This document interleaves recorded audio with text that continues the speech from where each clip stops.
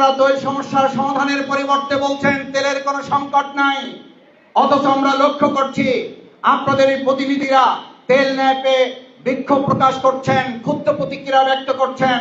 Police প্রশাসনেরা গাড়ি ঠেলে নিয়ে যাচ্ছেন, তেল পাচ্ছেন না।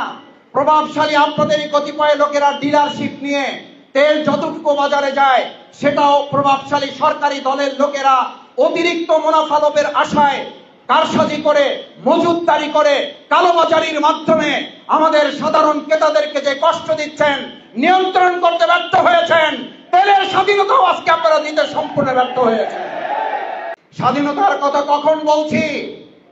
যখন এখানে দাঁড়িয়ে কথা বলছি তখন নবীন পাঞ্জাবি ফ্যাশনের আমাদের প্রিয় ভাই হাফেজ নবীন যখন কথা বলেন, আমার সন্তানকে এতিম করতে চাই না, আমি সেই অভিজ্ঞ সংবিধান বিশেষজ্ঞ স্বরাষ্ট্রমন্ত্রীকে এখন বাংলাদেশের মানুষ খুঁজতেছে।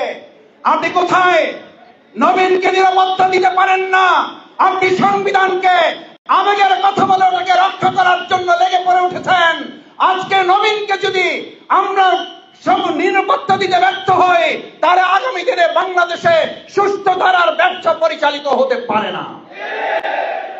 এই নবীন ভাইয়ের ব্যবসা যদি আজকে প্রভাবশালী একজন বন্ধু, এই বন্ধুর কথা আমরা বিগত দিনেও শুনেছি, এক বন্ধু একজন ব্যক্তিকে ধ্বংস করার জন্য চূড়ান্ত প্রস্তুতি গ্রহণ করেছিলেন। সেই বন্ধুর কথাই বাংলাদেশের মানুষ জানে। আমি বর্তমান মাননীয় প্রধানমন্ত্রী তাকে পরিষ্কার একটা বার্তা দিতে চাই, বন্ধুত্বের এরকম পরিচয় কিন্তু সেই সময় আপনার সর্বনাশ হয়েছিল।